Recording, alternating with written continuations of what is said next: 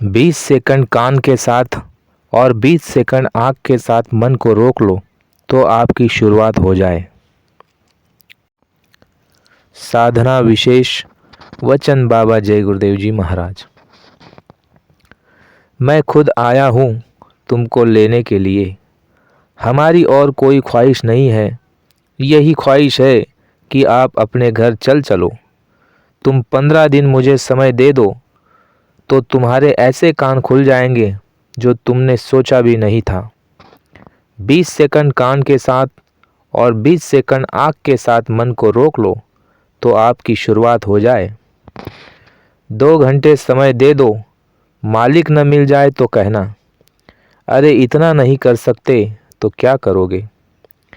तुमको अभी उठा लिया जाए किंतु तुम वो बर्दाश्त नहीं कर पाओगे, इसलिए धीरे धीरे यह काम होता है।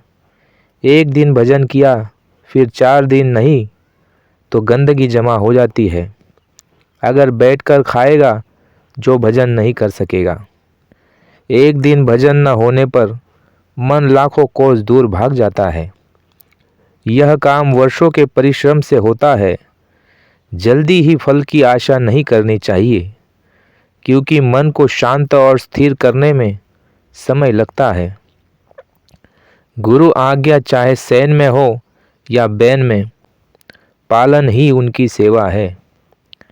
आप चिंता न करें, गुरु आपकी हर वक्त निगरानी कर रहा है और आपको कभी अकेला नहीं छोड़ेगा। अपनी बुद्धि उतार कर फेंक दो, तभी संतों का मार्ग समझ में आएगा। आप बैठिए, यदि आपका शिव नेत्र न खुले तो मुझसे कहो। मेरा उद्देश्य है परमात्मा को प्राप्त कराने का।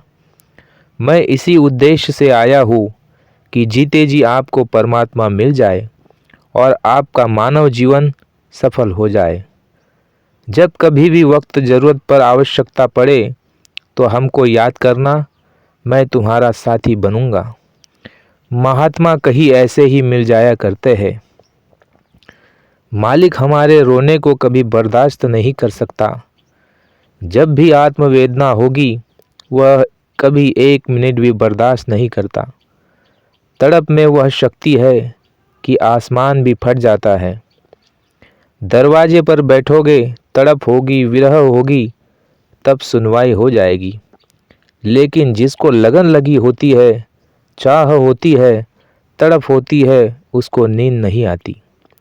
माँ का बेटा गुजर जाए, बेटे के लिए कितनी तड़पती है। ऐसी तड़प यदि हो जाए तो देरी क्या लगती है। जो रोए दरवाजे पर बैठकर उन सबको मिला। सूरत की आंखों से रो, जैसे बाहर की आंखों से रोते हो। तड़प ही साफ कर देगी, जगा देगी। अंदर में एक दफ़ा जोर लगाओ, शब्द आने लगे और पकड़ लो।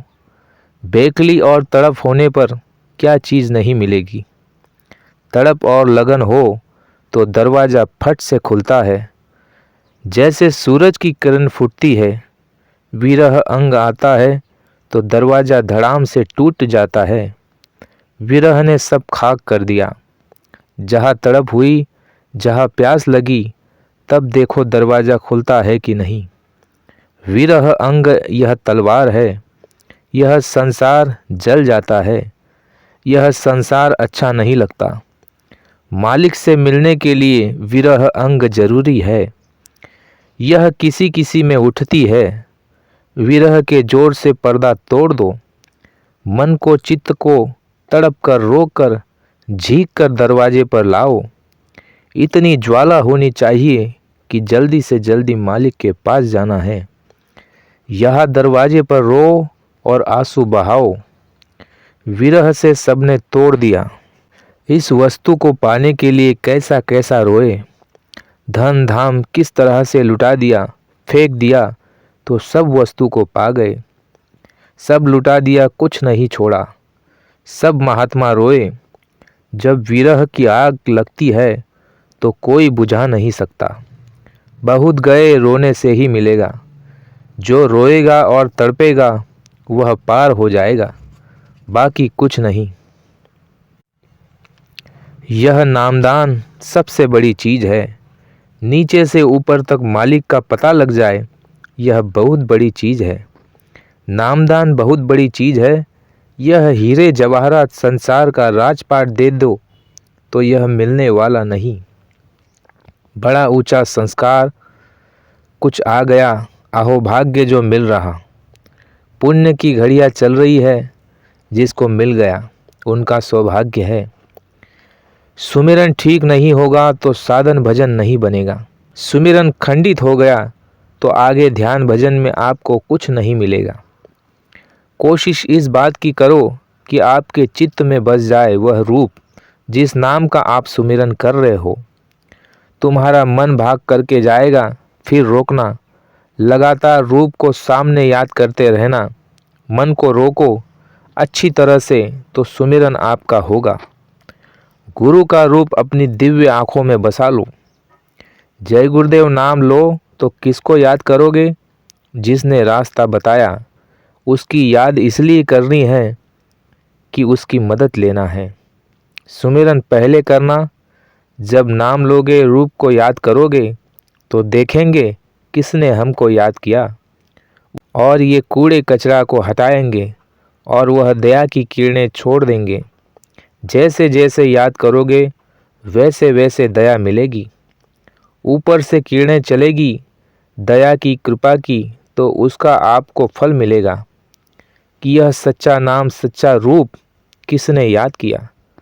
संसार के विवाद में फंस जाओगे तो न सुमिरन कर सकोगे न मालिक की याद। इसी का चिंतन करते रहोगे। जो सुमिरन नहीं ठीक कर सकता वह ध्यान नहीं कर सकते, वह भजन कैसे करेंगे? सुमिरन ही परमार्थ की पूंजी है।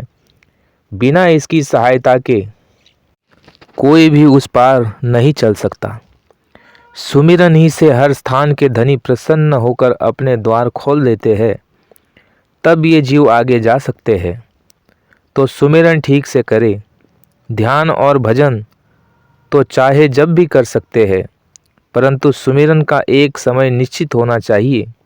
उसी समय प्रतिदिन सुमिरन ठीक से चित्त को स्थिर करके मन लगा करके बड़े प्रेम के साथ करना चाहिए। स्थान के धनी जब तक प्रसन्न नहीं होंगे वे आगे का रास्ता नहीं देंगे, इसलिए जीव कभी आगे जा नहीं सकेगा। सुमिरन में आप नाम लो, रूप को न याद करो तो उसकी कृपा नहीं होगी। मेहनत करनी होगी, मेहनत नहीं करोगे तो गुरु की कृपा नहीं होगी। सुमिरन के पहले पांचों नाम को एक एक करके तवज्जो देकर के प्रणाम करो। दृढ़ संकल्प से भजन बनेगा। भजन के वक्त आवाज़ का सुनाई पड़ना इस बात का संकेत है कि अंतकरण में जमा कर्मों की सफाई शुरू हो गई है। जितना ही अधिक समय तुम भजन में दोगे उतना ही जल्दी काम बनेगा।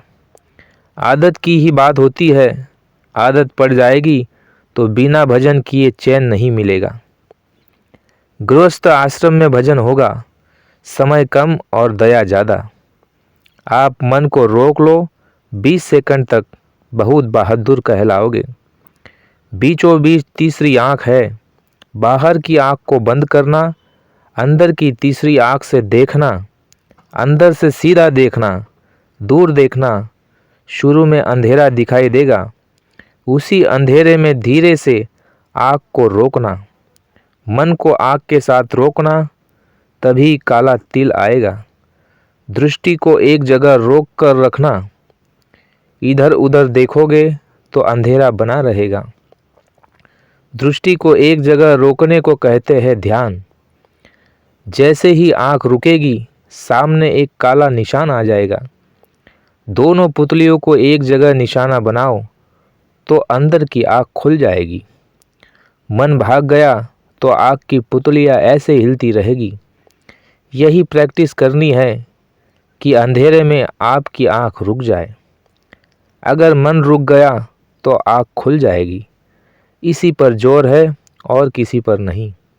मन हिलेगा नहीं, भागेगा नहीं, पलक हिलेगी नहीं तो आँख खुल जाएगी। आँख तो खुलेगी ही, थोड़ा टाइम लग सकता है। असली रास्ता यही जाने का है, दूसरा कोई रास्ता नहीं। अंतर्दृष्टि जब खुलती है तो अरे बच्चों, इतना प्रकाश होता है कि सूरज में कुछ नहीं। दृष्टि हिलेगी फिर रोको, दृष्टि हिलेगी फिर रोको, नीचे गिरेगी फिर रोको, ऊपर जाएगी फिर रोको। कोशिश करो कि आपकी दृष्टि एक जगह एकाग्र हो जाए। अंदर की आँख से देखने का काम करना है। हमारी दृष्टि काले निशान पर एकाग्र हो जाए, ठहर जाए।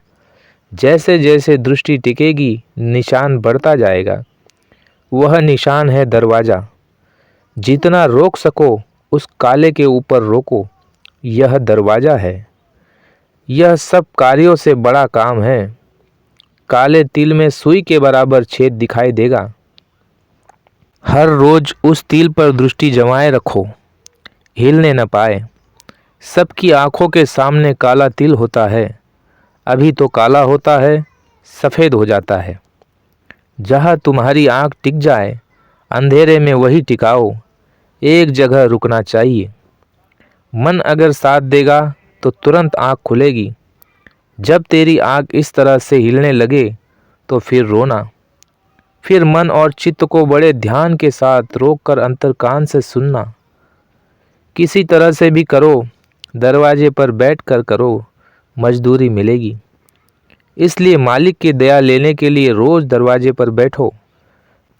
घाट पर बैठे रहना चाहिए था, तो देखो दया कैसे नहीं मिलती।